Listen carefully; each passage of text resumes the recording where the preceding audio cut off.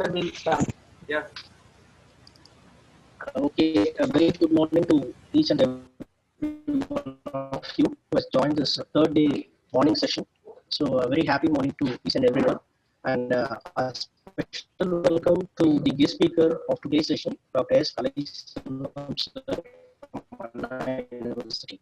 Hearty welcome to you, sir. Thank you. On behalf of Department of Mechanical, thank you, sir. On behalf of the Department of Mechanical Engineering, Sahara Institute of Technology, we extend our warm welcome to you, sir.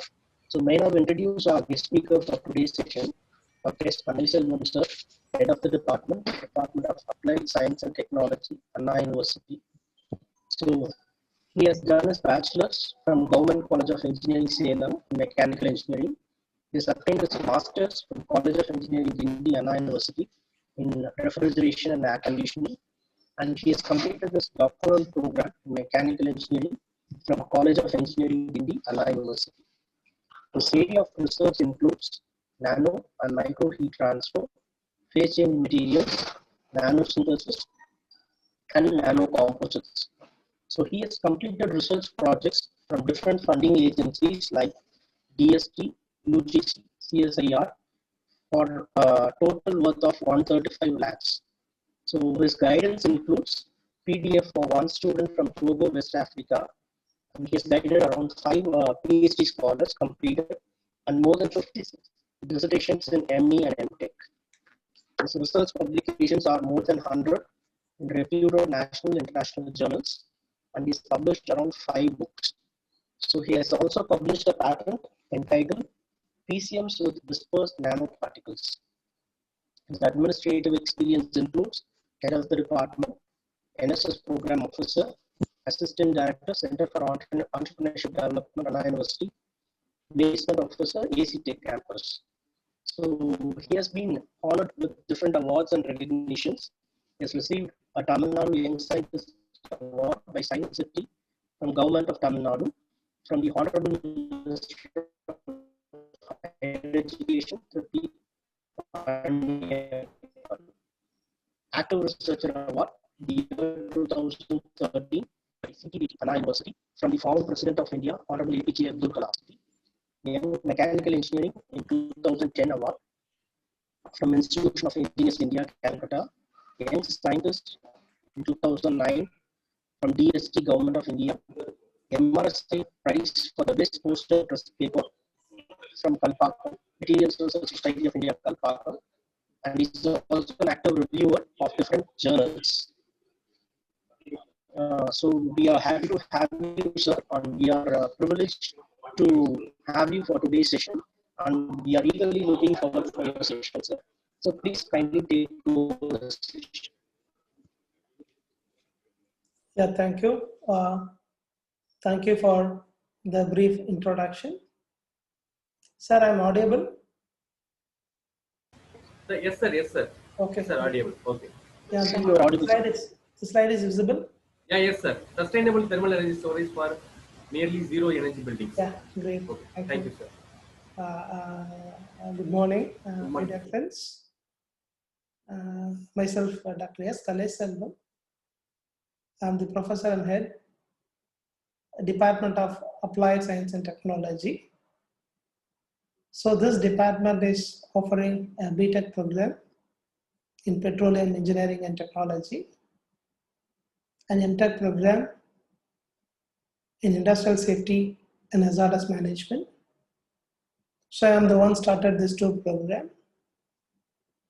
So in addition to the brief introduction, I'm also a member of Site Appraisal Committee for the Government of Tamil Nadu. That is Director of Safety and Industrial Health and Industrial Safety. So whatever the industries getting for an approval, handling the hazardous material, they are supposed to come for an approval for the Government of Tamil Nadu.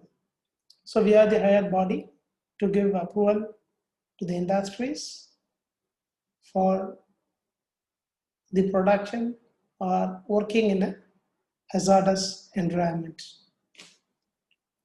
So whatever the stuff that we are going to discuss, it's all with this, it's all from these two research book.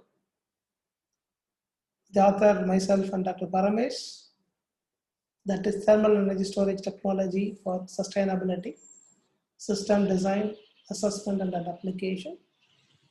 The other one is, the first one is the Elsevier publisher.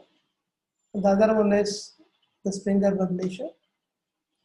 That is, the title is Nano Biotech Based Material for Energy Building Efficiency. That is the Springer International Publications. And again, as a mechanical engineer, there are a lot of scope in the research area. And for your information, in the previous area, that is in the thermal energy storage technologies, our group is holding a patent. In addition to that, 9 patents are under progress. Maybe for obtaining a patent, it may require 2 to 3 years in India. So 9 patents are under progress. Why I'm stating this? Normally for the mechanical engineer, if you work only on the mechanical related areas, it may be a little bit difficult to publish a paper and filing a patent. So you have to go for interdisciplinary work. If you go for an interdisciplinary work, it is very easy to publish a paper and also holding a patent. Okay, yes. You are all mechanical engineers, so we will discuss the topic for this day, that is green building.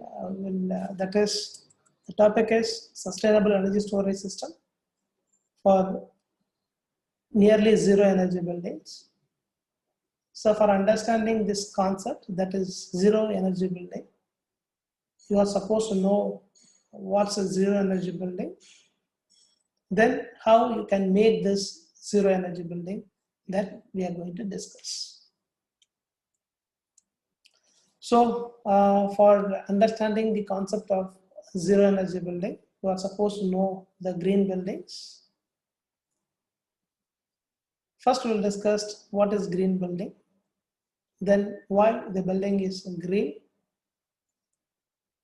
and the rating, for how the rating will be given for a green building. Then we will discuss the benefits of the green buildings. Okay, yes. So as far as the building green is concerned, you may have a question whether we have to construct a building like birds in a tree. It's not like that. So if you want to have a green building, so these are all the minimum requirements of the green building. So if the building is green, then it has to be exposure to a sunlight. So normally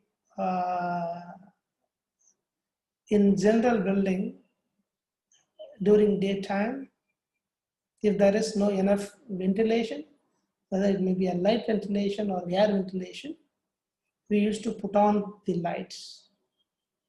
So as far as the green buildings are concerned, we have to allow maximum daylight.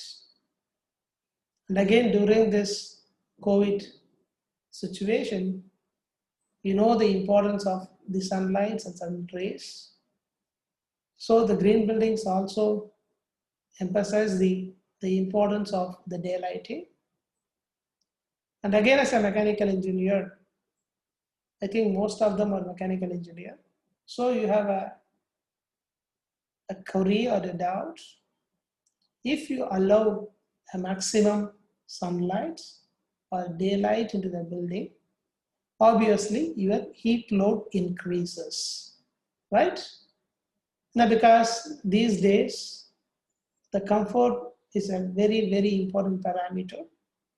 Now, because we are supposed to stay more than 90% in indoor, whether it may be office building or residential building or industrial building, whatever may be the case, if you allow sunlight or light into the building, obviously the heat increases. So there is another class in this green building concept, high efficiency. That is, you have to use the you have to use the insulated glass windows. So normally if you go for the insulated glass windows, it will allow only the light rays, it will not allow the heat into the building. If it does not allow the heat into the building, obviously your heat load reduces. You can use the daylight, you can put off the light by the electric. So the electric consumption reduces. And again, whenever there is a green building, you have to use the rain garden, that is important, and native landscaping. And you all know that the previous case, there is a storm or whatever may be the cases, if the native gardening or native plants not destroyed. So even as a government sector, as a government, even we insist the industries to go for a native landscaping or native gardening. And you have to conserve the water. We have to recirculate the water as much as possible. And here we have to use high efficiency mechanical system. Here our mechanical engineers or electrical engineers role is very crucial. You have to select a system with higher mechanical efficiency. And energy efficient applications you have to use. And you have to, the floor has to be insulated. As far as this class is concerned, this is for the main applicable for the Western countries. So normally in case of a Western countries, there is a poisonous gas called radon that used to radiative gas that is come out of the earth, comes from the earth's surface. So normally in Western countries, they used to include this class, that is insulate the basement floors and insulated the fountain walls. They have to use recycled framing materials, and we have used wherever possible the insulating material. And the material that used for this green building, it must be generate low volatile organic components and energy efficiency. So these are all the parameters that may be very important to obtain a green rating or green buildings.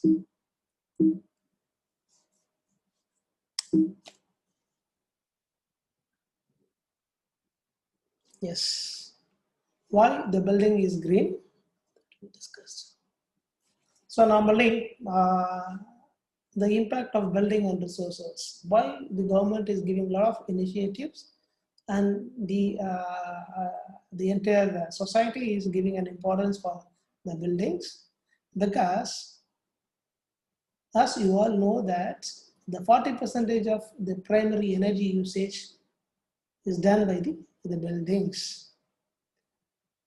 And again, whatever the power that we produced, 72% of the electricity consumption is by our buildings. And you all know that for a global warming, the CO2 is the main culprit.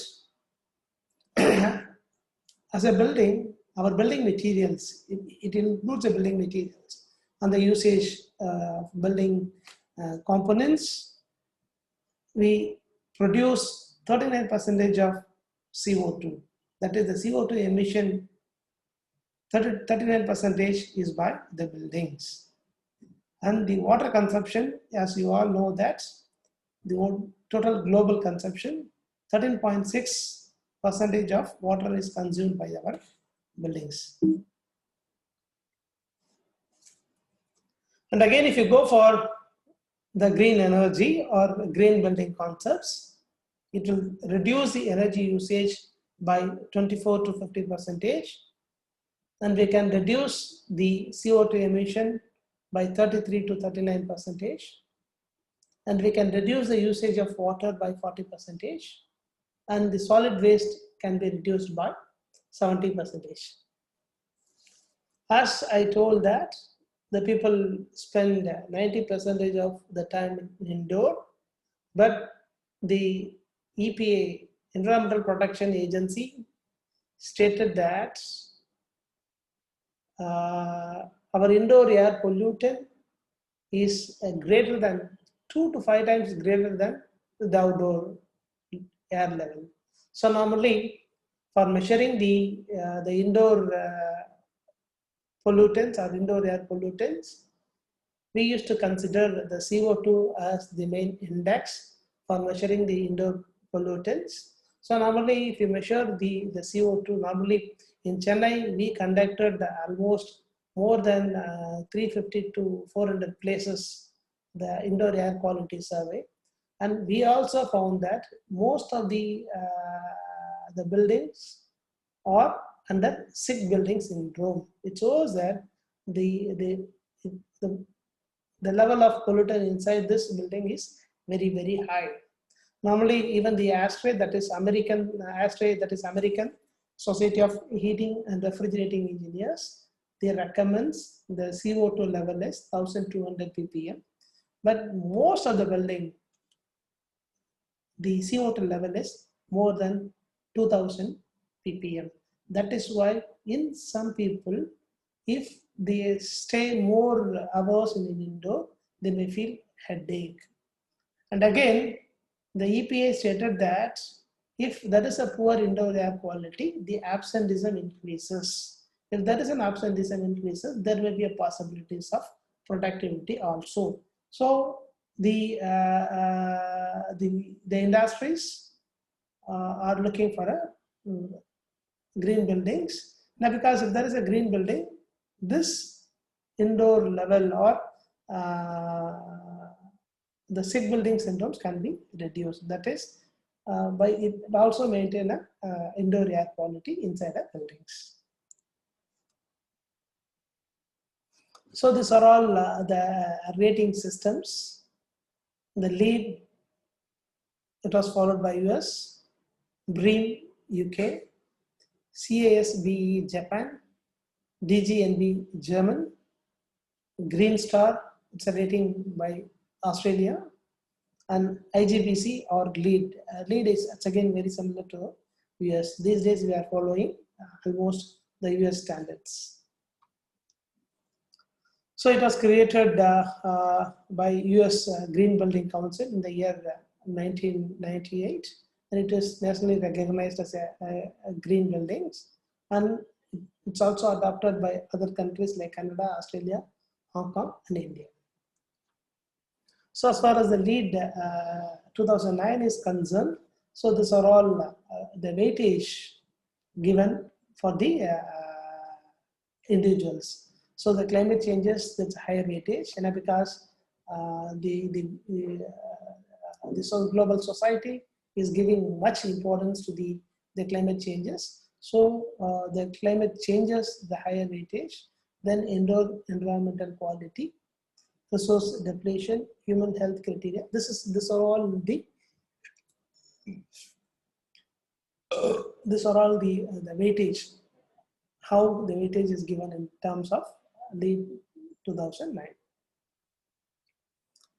So normally this is the scorecard, the LEED certification scorecard breakdown. So for the indoor environmental quality, 70%, and sustainable sites, 21%, water efficiency, 11%, that is energy and atmosphere, 37%, material resources, 14%. This is the weightage given in terms of LEED certifications. And this is the points. The total point is 100. If the building is scored 40 to 39, it is considered as a certified building. If it is 50 to 59, this is silver rating points. If it is 60 to 79, it's a gold. The platinum is 80 to 100 points. And again, as a mechanical engineer, so we are concentrating on the energy efficiency system in indoor environmental quality, how it has to be considered. That is, low, you have to use as far as low emitting materials, ventilation you have to consider, thermal comfort you have to consider, daylighting and use. And this is for energy and atmosphere, you have to use the renewable energy, and the performance measurement and verification, you have to use the life cycle assessments. And these are all some of the LEED rated buildings. So this is Skinson Institute for Discovery, that is a LEED gold buildings. And you all know that this is the Bangalore International Airport. It's again a LEED silver certified, LEED gold certifications. It's LEED silver, sorry, LEED silver. Even in Chennai, we have also a LEED building. This, you all know that this, now it's not a LEED rated building, but at the time of construction, it is to be considered as one of the LEED rated building. Now it's not, the LEED rating may be withdrawn at this time. And this, you all know that this is Anna Centenary building. It's again a LEED rated building. This is EA Express Avenue Mall. I think if you visited this particular mall, you can find that this building uses maximum amount of daylighting. It's also the LEED rated building. So normally, if you want to have a LEED gold, you have to use, if you obtain a LEED gold rating for a building, you have to use recycling, that is 90% of the material as a recycling material. And we have to use the ground, that is ground thermal energy to provide a comfort.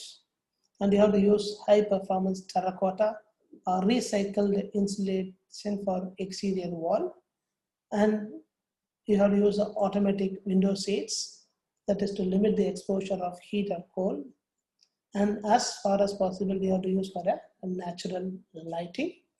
And you have to use the solar panel to reduce the usage of the electricity. Then only the LEED gold rating will be given to a building. And this is the varying performance level. As far as for any system, there may be a 5% of the law breakers. Even in buildings also, we have 5% of law breakers. And the typical buildings, 70%, it's all coming under, normal buildings are coming under 70%. And the 20%, that is the green buildings, that is the market leaders. Why there is a demand? That is, the government is giving a lot of initiatives and residential demand for green construction and improvements in sustainable material.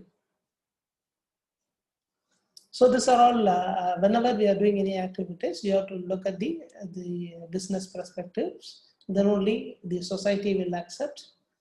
As far as this case is concerned, the business perspectives is, the advantage is 8 to 9% operating cost reduces, and the building value is increased by 7.5%. And again, these days the people are looking on the returns on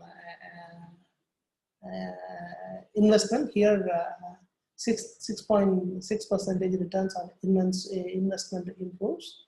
And the occupancy ratio, whenever there is a building, the occupancy ratio, you can increase by 3.5%.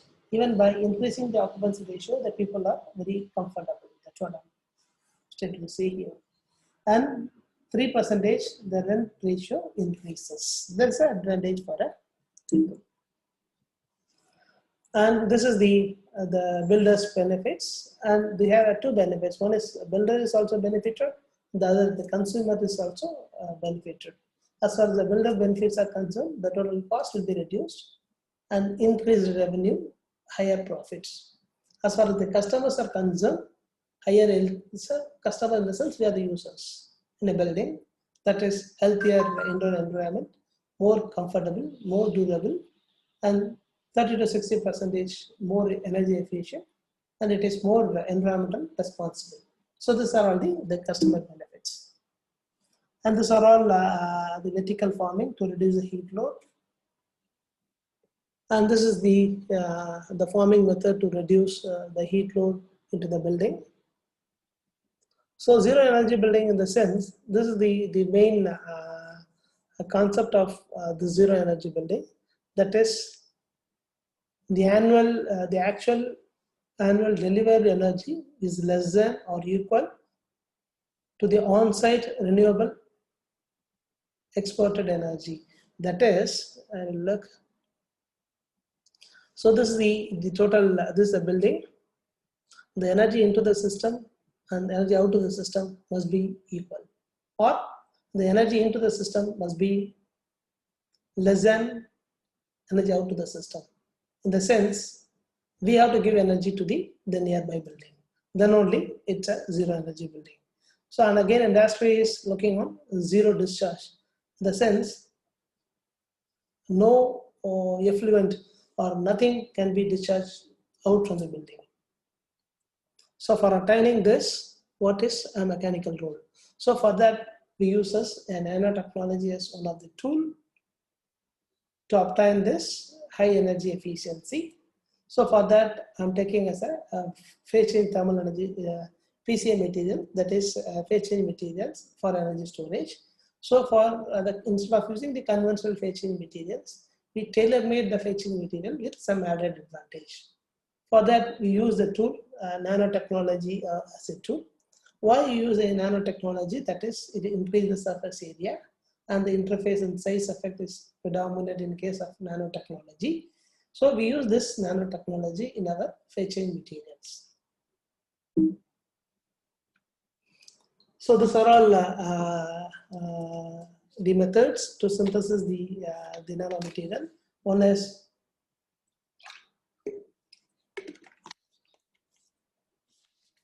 top-down approach. It's a very basics. I will just give the overview of this. There is a top-down approach, bottom-up approach. So it's a very old concept. Anyway, you all know that how the nanomaterials may be synthesized. And these are all the various nanomaterials that is available. This is quantum dots, nanomaterials, nanoparticles, rods, nanosheets, then bulk materials, or 3D nanomaterials. So this is a top-down approach. This is a bulk material. This bring down to nanoparticles. And this is a bottom-up approach. That is, this is an atom. And clusters, atoms combines form a cluster. The clusters forms a nanoparticles. And again, whenever I'm talking the nano materials, I used to take this slide as a very important slide. That is why the people are giving very much importance to this carbon nanotubes. Now, because as far as the carbon nanotubes are concerned, it is better than copper. So normally, whenever we used to have electrical conductivity or conductor, we used to refer the copper is the best material. But as far as our carbon nanotubes are concerned, it is a better conductor than copper. You know the conductivity of the copper. You can cross-check the conductivity of the carbon nanomaterial, that is carbon nanotubes, that is available from the website. Then you can imagine, then you can wonder how can high conductivity. As far as when I asked to say the transistor material, one second please. Meeting. Sorry, yeah.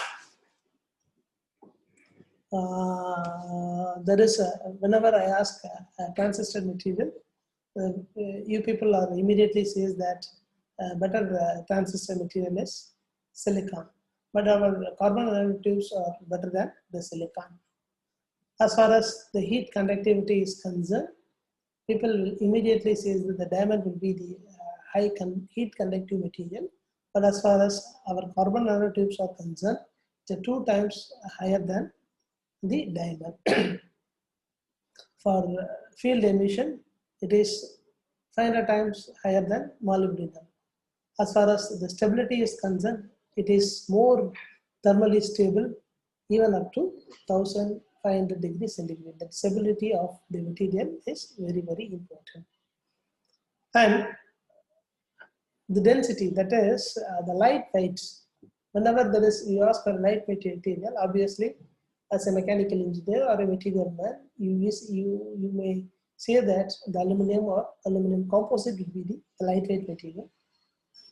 That is why, in case of the aircraft applications, most of the aircraft materials are aluminum composites. But this carbon nanotubes is lighter than the aluminum. That's advantage. And the strength is concerned, the steel is a high strength material. That is why most of the buildings we are using the steel as a concrete composite material. But our carbon nanotubes are 25 times higher than the steel. And there is a research proven that even one of my student, he completed a PhD in the same field. That is, he is the senior principal scientist in CSIR Taramani campus. He did research in that, and he also proved that the nanomaterials are having a higher strength compared to the steel. But even though there are a lot of advantage of these materials, there are some drawbacks. Manufacturing difficulty and the cost involved is also to be very, very high. Maybe in course of time, people are working to reduce the cost in synthesis of or production of this nanomaterials. And this is the shape of the carbon nanomaterials. And this is a multi-wall carbon nanotubes. And this is the single wall carbon nanotubes. And this is the close view of the carbon nanotubes. And this is the carbon nanofibers. And this is some of the carbon nanofibers. Compared to the synthesis of carbon nanofibers, carbon nanotubes, this nanofibers or the production of this nanofibers are very simple, and it's also have wide applications. So this is the carbon nanofibers. If you look at that, this is the same image of our human hair. The carbon nanofiber, this is the image of nanofibers, and this for comparing this, we used to put the human hair. Then you think, what's the size of the nanofibers? The nanofibers is less than 100 nanometers. And the characteristics is it's a high porous area, high surface area, high porosity, and the diameter ranging from 100 to 50 to 100 nanometers. It's ultra thin, lightweight material. It's a soft, and mixed to any solvent, it's very soft touch. And these are all some of the same image of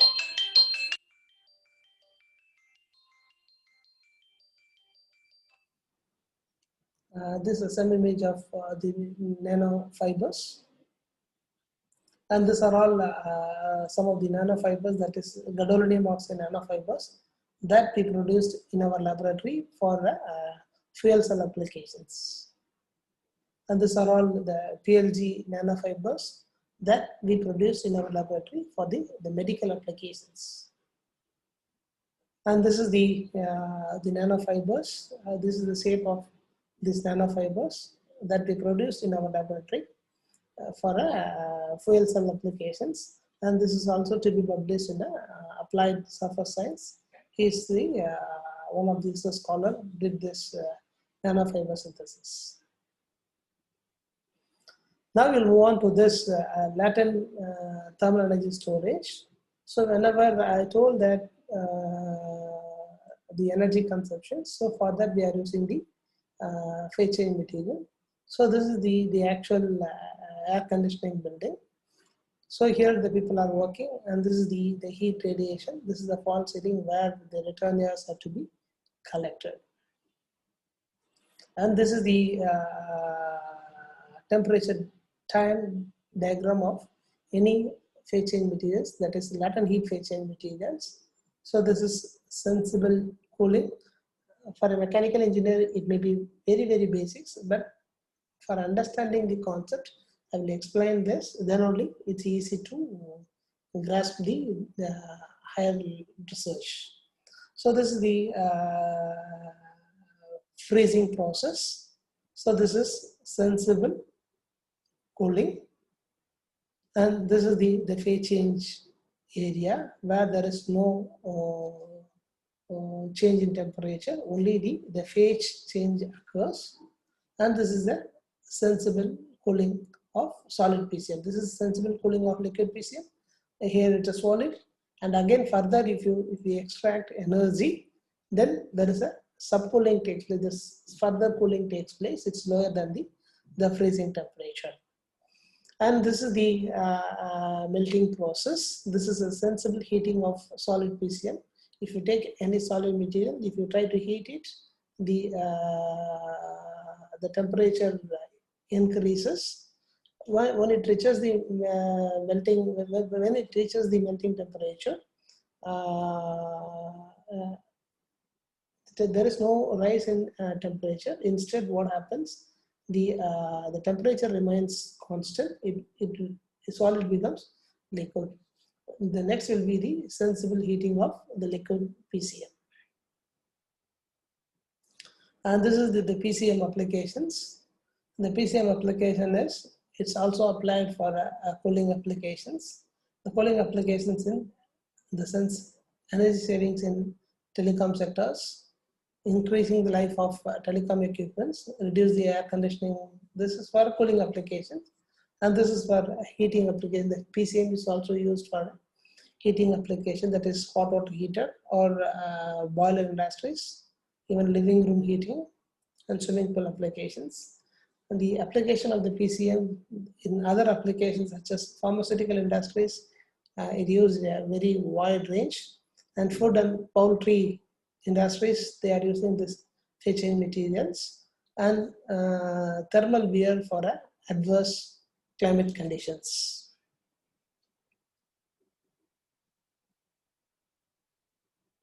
Yes. Yeah, this is the test system for an air conditioning building. So this is the chiller unit, and this is our air handling unit, and this is the PCM storage tank, and this is the comfort, that is the conditioned space where we are using this energy consumption. Sorry.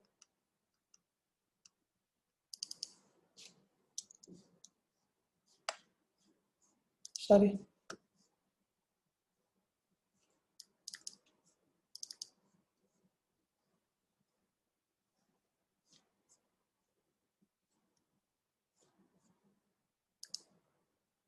Yes. And this is the PCM in chiller plant. So previously I showed the schematic. This is the actual diagram of the PCM storage tank. And this is the PCM for the heating applications. So here is a solar energy, that is heat is collected from the solar panel, and it is stored in the PCM ball. The excess energy is stored in the PCM ball, and the regulated heat is supplied to the conditioned space. And this is the PCMs for human comfort applications. Here the soldier is working on an extreme climates. So for the extreme climates, we have to protect our jawans or soldiers. So for that, they go for a thermal jackets. The thermal jackets contains a heating as well as heating coil with phase change materials. We also filing a patent in this area. Maybe in near future, our materials can also be used by our Jawans or by our soldiers working in extreme climates. And this is the PCM ball encapsulation, where the PCM, the fetching material, is filled into this. And inside the PCM tank, it will be stored like this. So here, what we are doing, we are using this nanomaterial. These are all some of the nanomaterials. We use this nanomaterial to increase the charging and discharging rate of the fetching materials. So for that, I'm taking a typical example. This is these are all the PCMs, and again in our research laboratory, we don't use the commercially available fetching materials. We used to tailor-made our own fetching materials, and we conduct the performance test. If the performance is satisfactory, then we'll go for filing a patent. Accordingly, we filed. We also our group is also having fetching materials with nanomaterial. There are a few patents are to be under process, and we are also having a patent in that. So here I'm taking a typical example for explaining you. I'm taking a PCM that is 60% in tetradecane and 40% in hexadecane. This combination will form a good PCM. And lauric acid, it's again a PCM, CaCl2 6H2O, N-octadecane, in hexadecane. These are all some of the PCMs. When it is under pure form,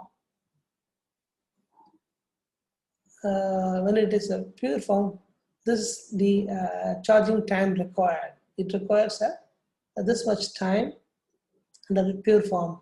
Normally in this phase change material, we added the nanomaterials. By adding this nanomaterial, the charging time reduces by 12%. So there is a 12% of reduction in charging. And if you use the same PCM with the addition of alumina nanoparticle, the charging time reduces by 4.2%. For lauric acid, 16%. For this PCM, it is 22% reduction in time. And for N-octadecane, these are all the, for a pure PCM, this is charging time. For alumina nanoparticle, this is the charging time. And this is aluminium, this is for alumina nanoparticle, this is the reduction in charging time. It's also published in a reputed international journal. You can also add a reference if you want to do more research in that. You can download this article and you try to understand more concept. Sorry.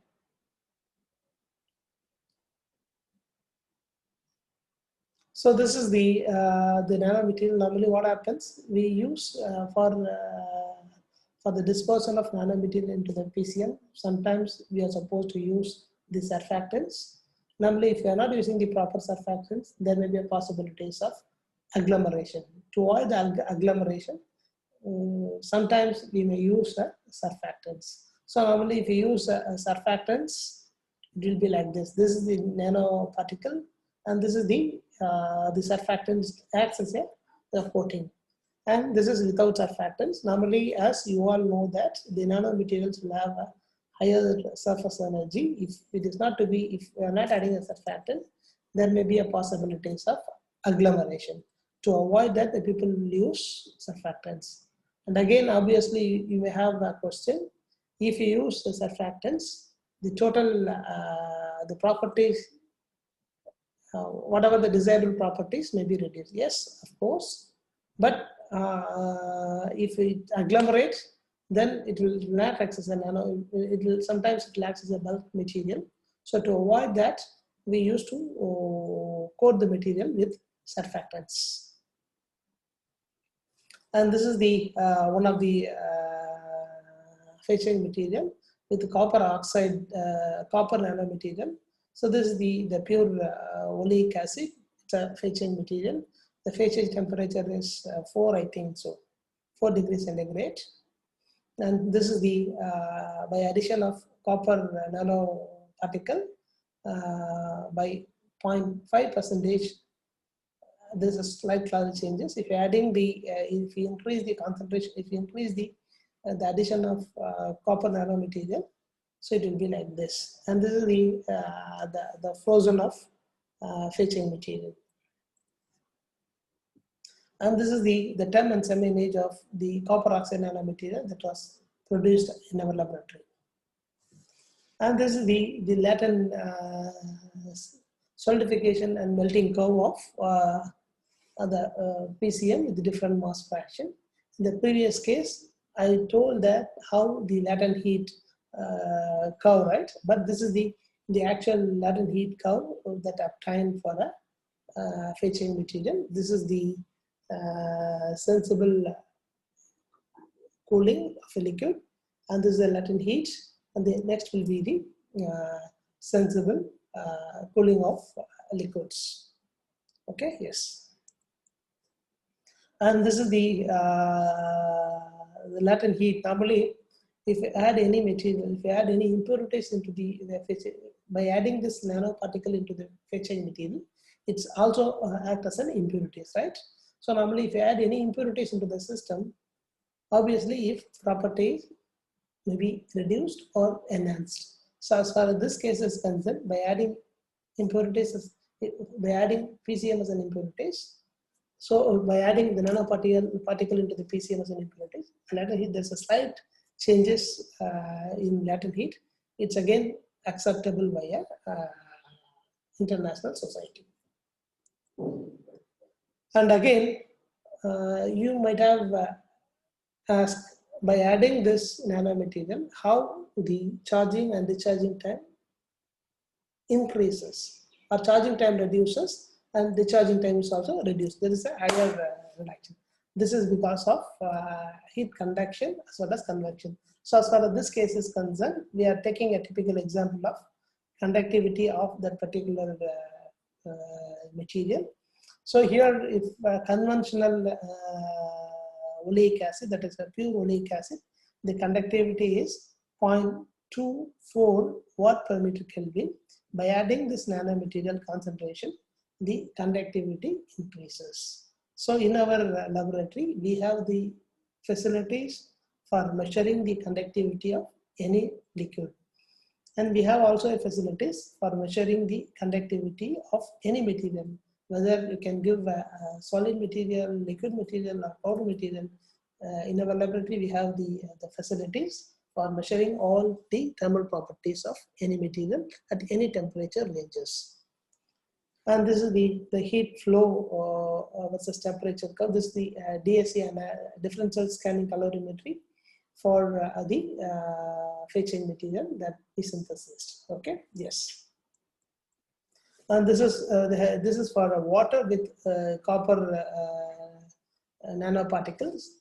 This is the first one is a pure water with copper nanoparticles. So what happens if it's a pure water? Obviously, it will try to settle down. To avoid the settlation, we use the surfactants. The first case we use PVP as a surfactants. The second case we use twin 80. We used to call that as a twin 80. It's a commercial name. And the third one is SDBS as a surfactants. So it will work very well. And this is the term image of copper oxide, water with copper oxide nanomaterial. And this is the some of the nanomaterial, that is silver nanomaterials, we produce in our laboratory by using beta carotene, that is by using the beetroot extract as a reducing agent for the synthesis of silver nanomaterials. It's again published in an international journal. So this is this term image of the silver nanomaterial we synthesized in our laboratory for our PCM usage. And this is the same image of silver nanomaterials we produce in our laboratory. And normally this is the the consolidation table. For the other work, we use the extract of beta vulgaris, that is beta carotene, that is use the beetroot for this as a reducing agent. The other synthesis, what's a morphology size it is represented. Our studies, it shows that our nanomaterials, our silver nanomaterial is in the size of 5 to 86 nanometers, and it is spherical and quasi-spherical shape. And this is the absorption maximum is. This is the absorption wavelength for a silver nanomaterials. And this is a PCM water with copper oxide nanomaterial with surfactants. And this is a PCM water with graphene nanomaterials with surfactants. And this is the, and again, the next level, what we did, instead of using the single nanomaterial, we also used composite nanomaterial. So in this study, we uses silver as well as TiO2 nanomaterial. So this is the FE image of the composite nanomaterial. The composite is Ag and TiO2 nanomaterial. This is the differential calorimetric image of the PCM with the nanomaterials. It's a pure PCM. This is for the pure PCM. By adding this nanomaterial, there is a slight reduction in the curve. It is acceptable. And this is the freezing and discharging time of hybrid nano fetching material we synthesized in our laboratories. And this is the how to show the freezing and melting performance. I'm taking this particular figure.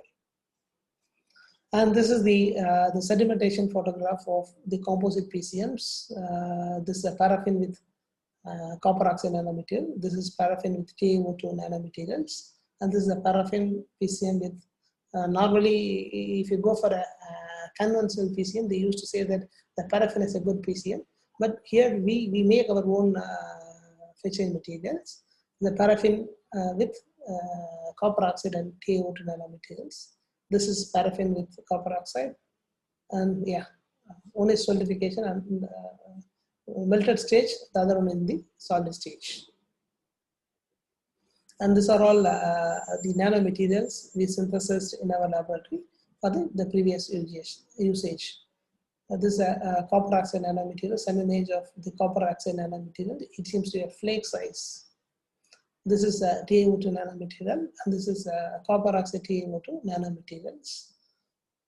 So here, this paraffin with nanomaterials. This is XRD pattern, this is FTR, I think we can skip that. So here, by adding this nanomaterial, there is a slight change in the freezing and melting temperature, and there is also slight changes in melting and freezing latent heat. It is acceptable. And this is the thermal conductivity variations. By adding this nanomaterial in a PCM, this is with TiO2, how the conductivity increases, it shows that. And this is, oh, sorry. Yes, can use this slide. Yeah, this is with copper oxide and TiO2. If you use the composite PCM, how it would be. In the other cases, only copper oxide. And this is the viscosity. If you add any impurities into that, there is a viscosity also changes. This is viscosity curve for various nano material into the PCM. And this is the thermal storage behavior of stearic acid with TiO2 nano materials. And again, for this combinations, there is a how the latent heat variation, it is reflected in this graph.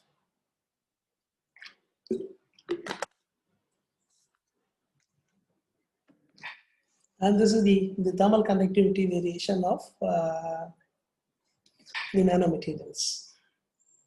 Nanomaterial PCM. Yeah, this is again a thermal conductivity. So here, this is the synthesis protocol for the hybrid nanocomposite. So here, the ester PCM is used. So this is the synthesis dimethyl adipate as a fetching material. So here, TiO2, how we synthesize, this is synthesis protocol for the synthesis of dimethyl adipate with Ag and TiO2 hybrid nanocomposites. And again, this entire protocol is available in this particular international journal, that is Thermochemical AICTE. Right? If you want to have each and every minute details of the synthesis of PCM with hybrid nanomaterials, maybe you can refer this, or I can write a separate mail and explain to you. And this is the SEM image of AGTiO2 nanomaterials.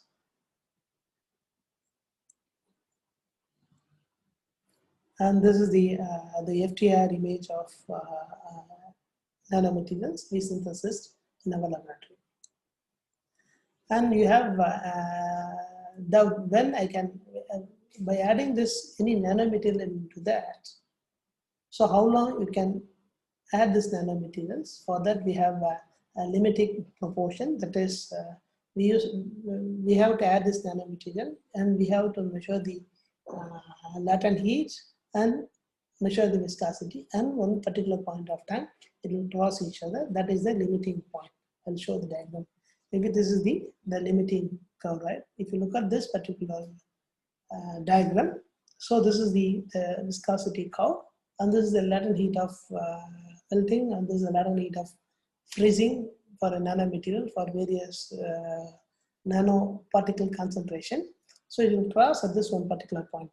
So this is the limiting proportion. You have to add this nanomaterial. So beyond, if you add this nanomaterial, then it may possibilities of giving an adverse effects. Okay, yes.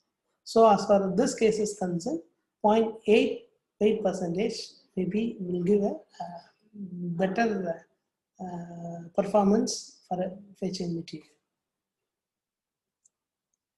This is simulation curve. So this is the effective thermal conductivity.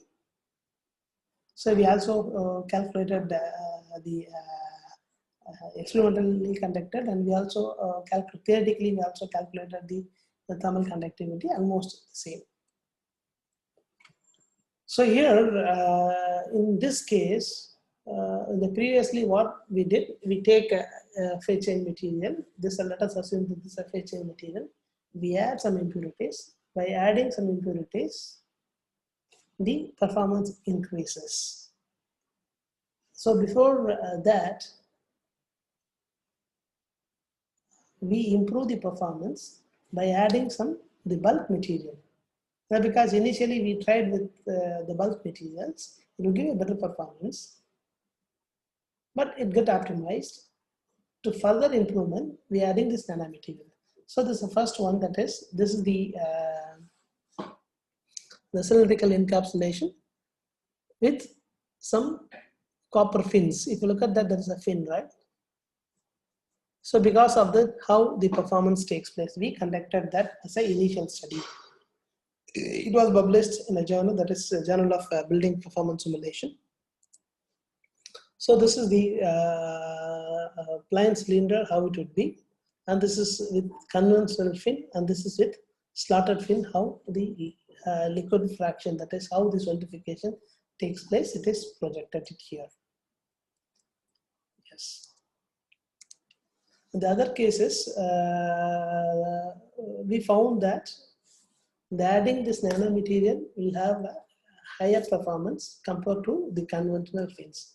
So we conducted so many studies in nanomaterial as a phase change, that is a nanomaterial, by adding nanomaterial into the phase change materials.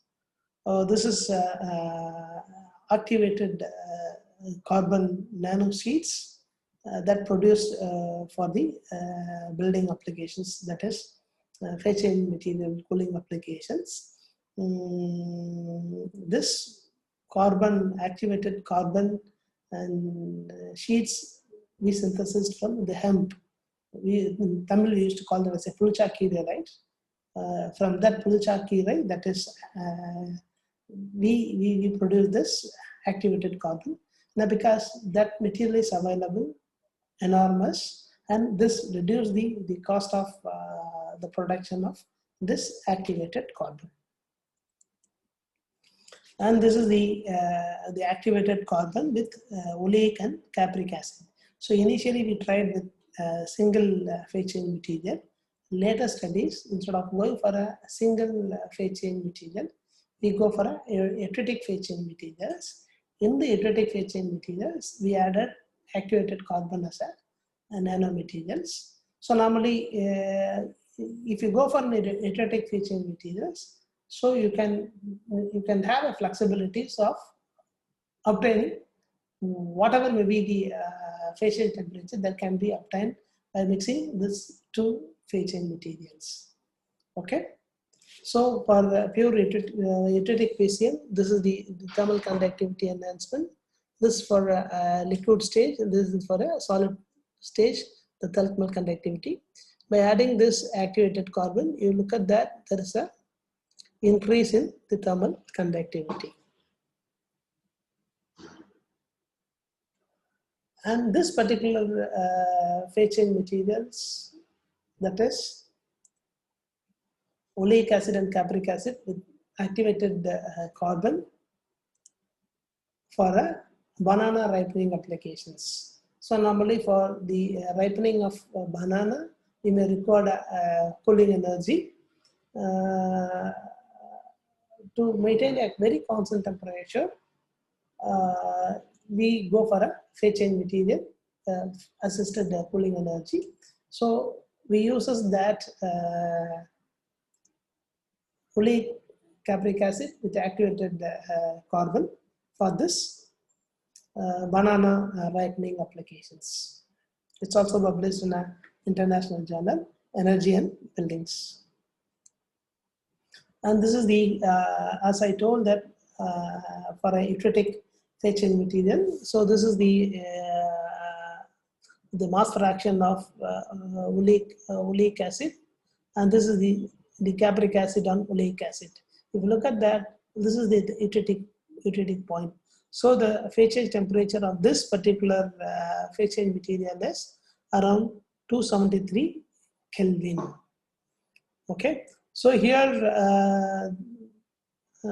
because whenever we go for if you are not making this proper heterotic, then obviously there may be possibilities of subcooling maybe takes place, or the temperature glide maybe takes place. To avoid that, you have to mix in a very proper way. And this is the FTR image of the activated pure oleic acid and capric acid, and with the addition of activated carbon. It shows the confirmation how it would be. Is there any chemical interaction or a physical interaction? To study that, we used to use the FTR images. And this is the thermal conductivity. And in this study, we also study the thermal expansion, how that's a thermal expansion takes place by adding this nanomaterials. And this is the thermal conductivity study, the same paper for banana ripening applications. So this is the next level of research. So far we discussed the liquid PCM, that is maybe in another 5 to 10 minutes I will wind up my talk. Maybe 10 minutes I will give you for the question answer. So normally this is the liquid PCM, right? If this is a water, it's a very good PCM.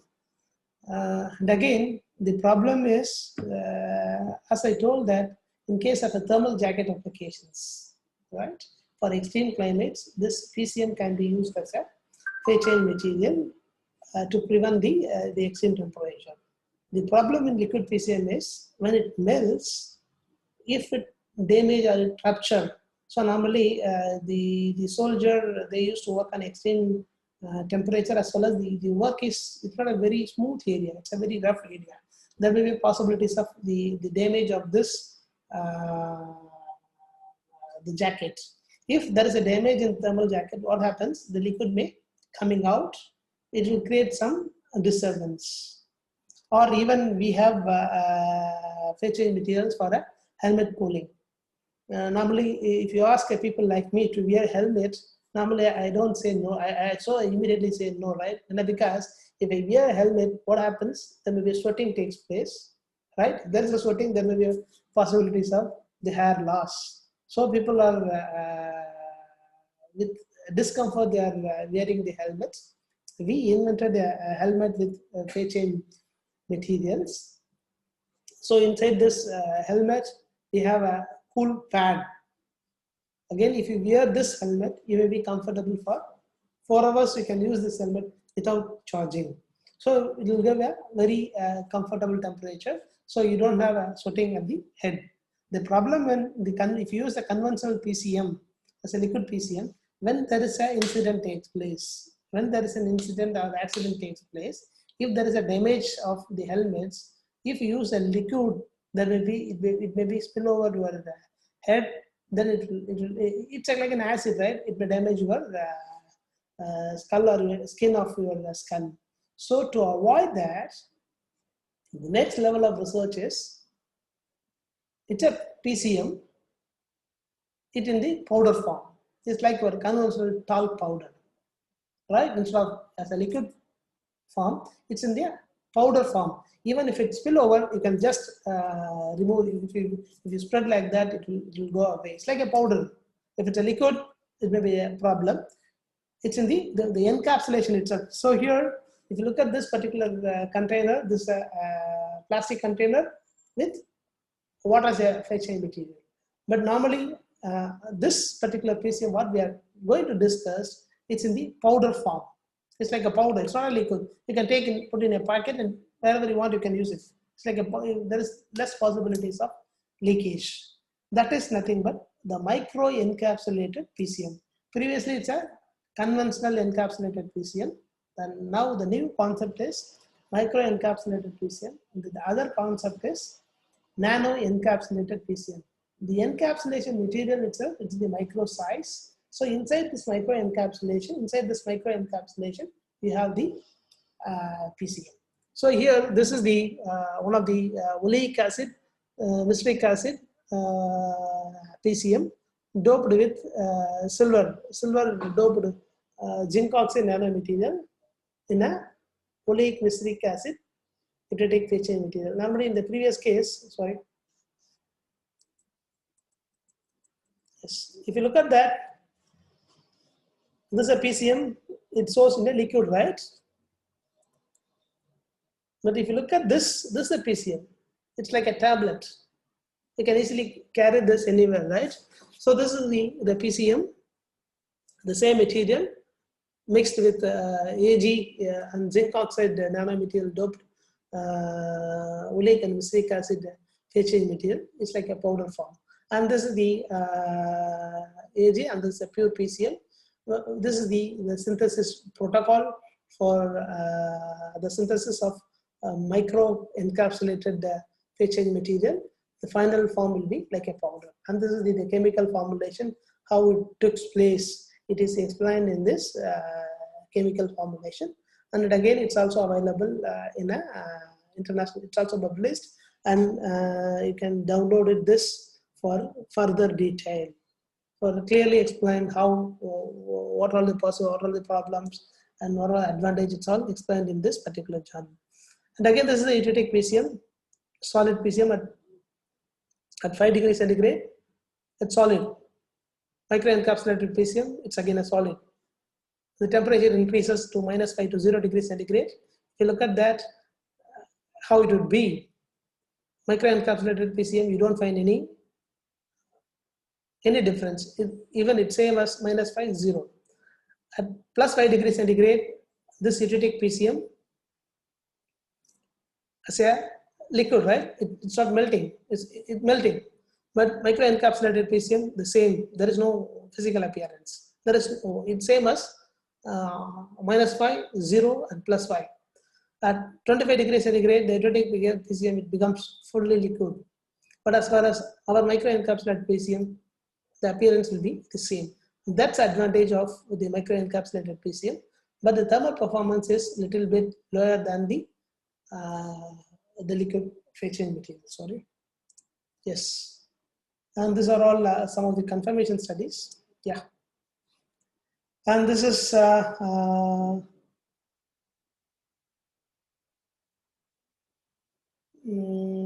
here this is the PCM. It is coated with some polymeric coating.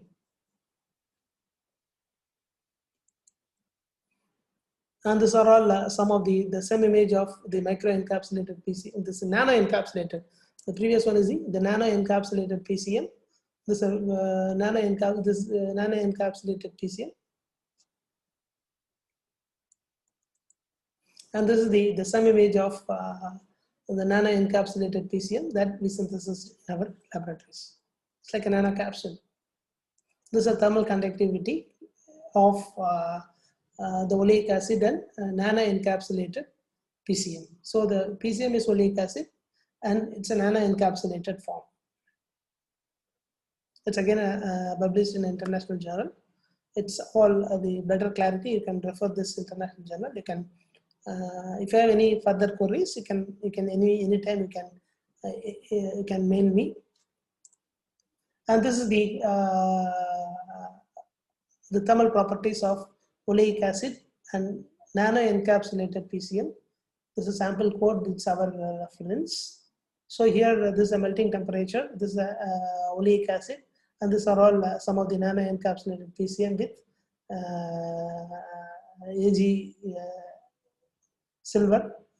So these are all the melting temperature. This is encapsulated ratios, storage capacity, and thermal conductivity is represented. And this is the DSE curve of nano-encapsulated PCMs. So here, this is nothing but the cycle.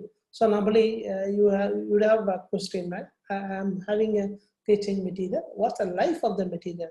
For any material, if you synthesize or if you produce, the life may be very, very important. So for checking the stability, life stability, we conducted the cycle test. One cycle in the sense, 0 cycle, fresh. One cycle in the sense, one melting and freezing, that one cycle. 200 cycle in the sense, 200 times it melts and freezes. 400 times it melts and freezes. This is 1000 times we melt and freeze. We have testing equipments that will make 1000 cycles. So at 1000 cycle, after making 1000 freezing and melting process, we used to check the DSE performance, differential scanning calorimetry performance. There is a minimal change. So it shows that the material we synthesized or produced is more stable even at 1000 cycle. Yes. And this is the ternary eutectic PCM. So in this case, what we did, we mixed 3 phase change materials and we obtained the required phase change temperature. In that, we mixed multi-wall carbon nanotubes. In the starting of the slide, I showed the figure of the advantage of the carbon nanotubes. We added the same type of multi-wall carbon nanotubes that was synthesized in our laboratory, and we conducted the detailed performance. And this is the some image of micro-encapsulated PCM that we produced in our laboratory. If you look at that, the PCMs are in spherical shape. If you look at the TEM image, this is the PCM, and this is the encapsulations. It's in the micro size. And this is the DSE curves of the pure and micro-encapsulated PCMs after various thermal cycles to check the stability of the PCM. And this is the synthesis protocol for the nano-encapsulated PCM. So here the cell material is SiO2 and SiSnO2. It forms a cell material. sorry, SiO2 is a nanomaterial. The cell material is some polythene based.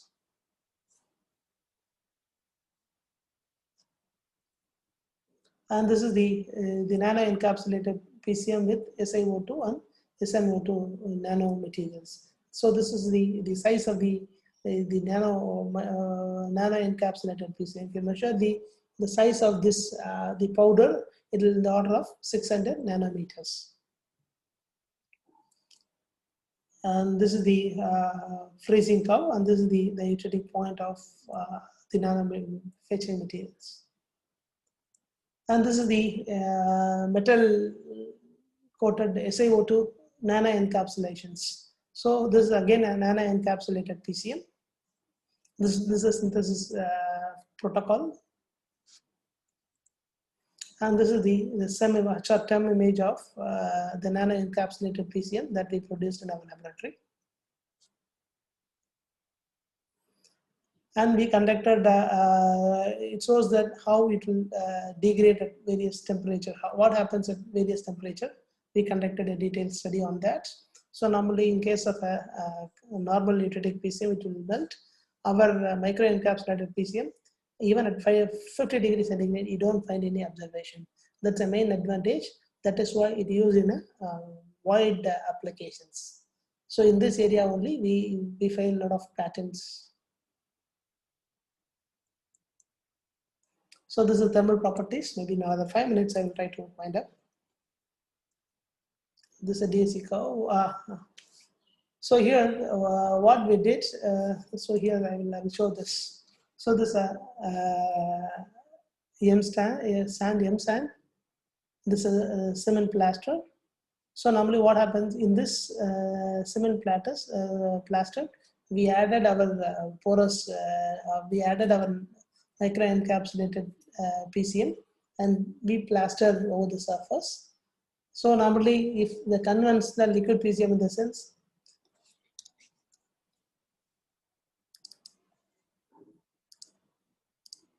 if it is a conventional, what the people are doing, they have a hollow bricks. So inside this hollow brick, they have a copper or aluminum or any plastic encapsulation.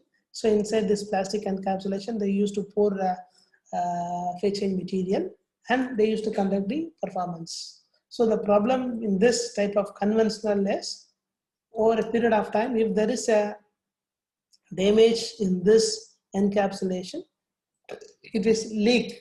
When it leaks into the building, it will affect the aesthetic, and the problem is maintenance may be a very, very, very big problem. So instead of having this conventional form of storage, what we did, we mix our fetching material. That is, it's like a powder form.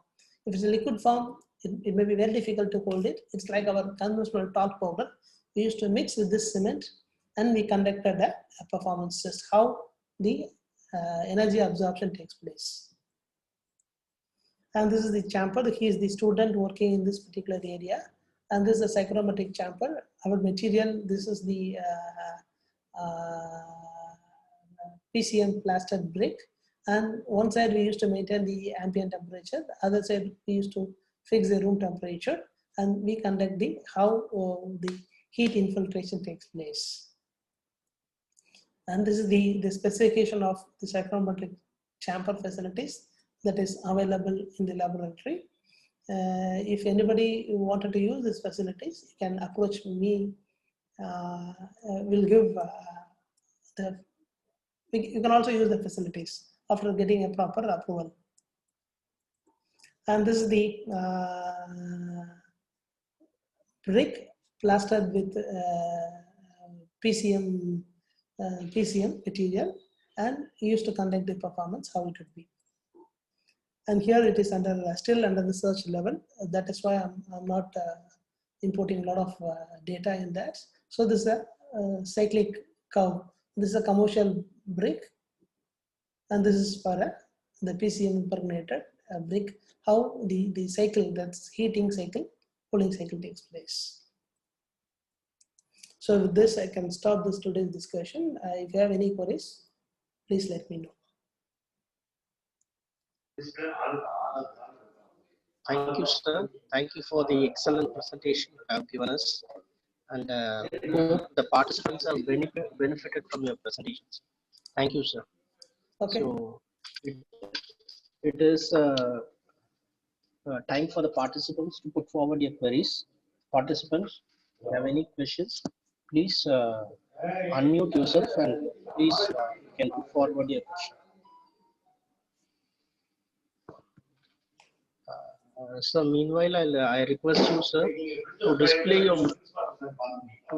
your mail ID, sir. So in the chat box. Okay. So that it will be used. Participants will make use of it in future if they have any clarification.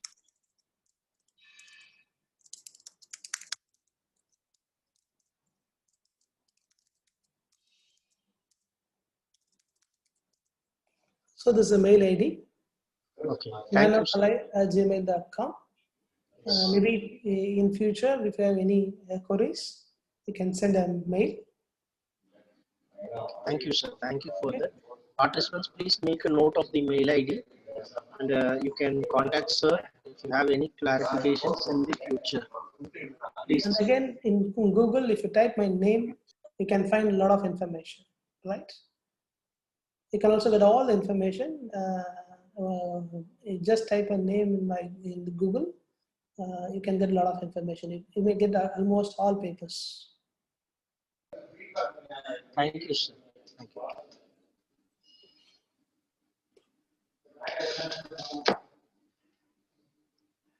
Okay, sir. Thank you, sir. Thank you for spending your valuable time with us and sharing the knowledge with our participants. Thank you once again, sir. Thank you. Thank you. Shanmu Sundar, sir. Can I take leave? Yes, sir. You can take leave, sir. Okay, Thank you. thank you. Thank you, sir. Prabhudas sir. Yes. Yes. Ashwin, sir. Dr. Palani sir vantaru. IA Palani sir vanditaru. Line lo. Okay. So we'll ask them to check the screen present. Screen share பண்ணிட்டீங்களா? பண்ணுங்க sir. ஒரு Good morning, sir. Good morning, sir. Host disable participant screen sharing. ஒரு நிமிஷம் sir.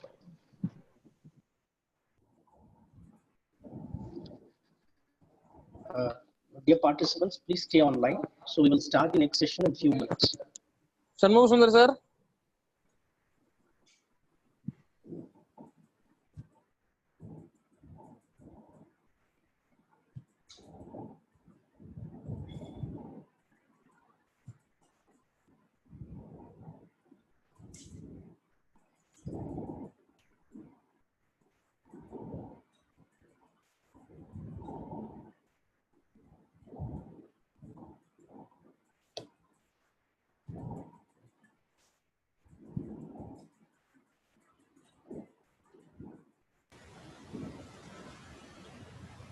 Hello, good morning, sir.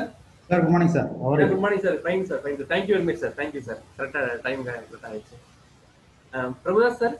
Sir, our host co-host மாத்தி விட்டுருங்க sir. Palani sir. Okay, sir. Okay, sir. Sir, I'm ready.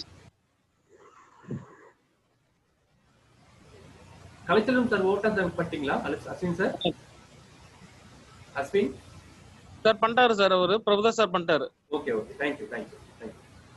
Doctor Palani sir நீங்க screen share பண்ணலாம் sir. உங்களுக்கு Okay, thank you. Prabhudas sir. Yes, sir. We can. 1 minute, please. Ready இருக்கீங்களா?